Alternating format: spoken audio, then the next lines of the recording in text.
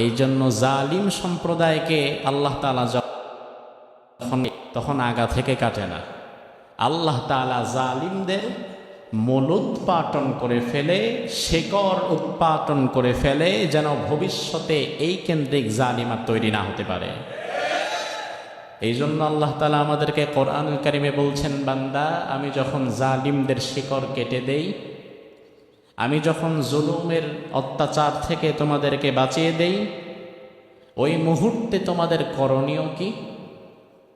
ওই মুহূর্তে তোমাদের করণীয় হচ্ছে মানুষের বাড়িঘর লুটপাট করা, রাস্তার লাইটগুলো খুলে নিয়ে যাওয়া, প্রত্যেকটা থানায় আক্রমণ করা।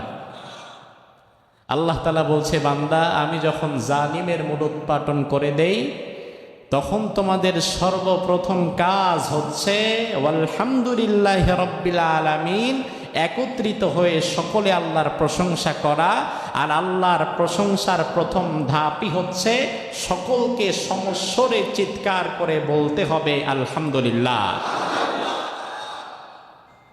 আল্লাহর প্রশংসা করতে হবে ভাই, আল্লাহর শুকরিয়া আদায় করতে হবে, আল্লাহর কৃতজ্ঞ আপনাকে হতে হবে। কারণ স্বাধীনতা এই জাতির চাইতে বেশি পৃথিবীতে অন্য কোনো জাতি পেয়েছে বলে আমার জানা নাই। 1947 সালে একবার আমরা স্বাধীনতা পেয়েছি, 71-এ আবার স্বাধীনতা পেয়েছি, আবার গত 2 দিন আগে যেটা পেয়েছি এটাও কোনো অংশে স্বাধীনতার চেয়ে কম না। তো এত স্বাধীনতা পাওয়ার পরেও আমাদের অ্যাচিভমেন্ট কোথায়, আমাদের অর্জন কোথায়? আজকে আপনি 71-এর পরবর্তী 53 বছর হয়ে যাচ্ছে, কিন্তু আমাদের পরে স্বাধীন হয়ে আমাদের চেয়ে ছোট ভূখণ্ড নিয়ে পৃথিবীতে আমাদের চেয়ে এগিয়ে গিয়েছে এমন দেশও আছে না নাই? ছোট ছোট দেশ, ছোট ছোট রাষ্ট্র, তারা আজকে কোথায় চলে গিয়েছে? কিন্তু এত স্বাধীনতা পাওয়ার পরেও এই জাতির কোনো অর্জন নাই, এই জাতির মাঝে উন্নতির স্বর্ণ শিখরে যাওয়ার মতো কিছুই নাই। তার কারণ হচ্ছে এই জাতি স্বাধীনতা অর্জন করতে।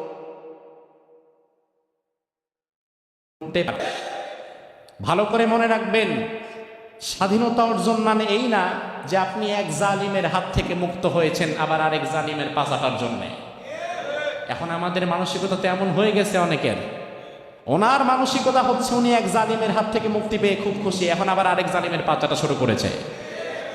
ও ভাই আমার, ভালো করে বুঝবেন। এজন্য আল্লাহ তাআলা বলছে, বান্দা যখন আমি তোমাদেরকে জালিম থেকে মুক্ত করে দেই, সবার আগে কৃতজ্ঞ হব তোমরা কার? আমরা আল্লাহ সুবহানাহু ওয়া তাআলার কৃতজ্ঞ হচ্ছি, এবং বাকি জীবনটা যেন আমরা পরিপূর্ণ স্বাধীনতার সাথে এই জমিনে ইসলামকে প্রতিষ্ঠা করতে পারি। আল্লাহ তৌফিক দান করুন। কারণ যেই ভূখণ্ডে ইসলাম প্রতিষ্ঠা করতে পারে না মুসলমান, ওই ভূখণ্ডে কখনো স্বাধীনতা পরিপূর্ণভাবে স্থায়ী হতে পারে না। আমি অল্প সময়ে আপনাদের সাথে কিছু কথা শেয়ার করব, সর্বোচ্চ 8টা পর্যন্ত আপনাদের থেকে সময় নিব। আপনারা সময় দিতে পারবেন তো ইনশাআল্লাহ? আল্লাহ তাআলা সুদীর্ঘ 16 বছরের জুলুম অত্যাচারের পরে আমাদেরকে জালিমের কবল থেকে মুক্ত করেছেন। আমরা আল্লাহর কাছে দোয়া করি, আল্লাহ এক জালিমের কবল থেকে আপনি আমাদেরকে মুক্ত করেছেন, ভবিষ্যতে যেন অন্য কোনো জালিমের কাছে আমাদেরকে যেতে না হয়। বলেন আমিন। প্রথম বিষয়, উপস্থিত মুসল্লিবৃন্দ এবং বিশেষ করে যুব সমাজের প্রতি আজকের যত কথা থাকবে এর 80% কথা হচ্ছে যুবকদেরকে উদ্দেশ্য করে বিশেষভাবে। সকলের জন্যই সমভাবে প্রযোজ্য, তবে যুবকদের জন্য বিশেষভাবে। কারণ এই স্বাধীনতার পেছনে সবচেয়ে বড় অবদান বিএনপি, জামাত, হেফাজত, খেলাফত কিংবা ইসলামী আন্দোলনের নয়।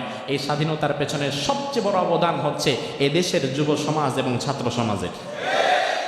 তার মানে তো এটা প্রমাণিত, যুব সমাজ এবং ছাত্র সমাজ যদি কখনো অন্যায়ের বিরুদ্ধে শক্তভাবে দাঁড়িয়ে যায়, যুব সমাজ যদি কখনো কোনো এলাকায় চিন্তা করে আমাদের এলাকায় আমরা কোনো ইয়াবা ব্যবসা হতে দিব না, কোনো 2 নাম্বারি কাজ হতে দিব না, কোনো জুলুম হতে দিব না, বিশ্বাস করেন কোনো এলাকার যুব সমাজ ঠিক হয়ে গেলে ওই এলাকার কোনো নেতার বাবারও ক্ষমতা নাই ওই এলাকায় ইয়াবা ব্যবসা করার। এটা যুবকদের পাওয়ার, যুবকদের শক্তি। আল্লাহর হাবিবের জীবনী আপনি পড়েন, এই যে কিছুদিন পরে সময় আসছে রবিউল আউয়ালে আমরা রাসূলুল্লাহর জীবনী নিয়ে আলোচনা শুরু করে দেব।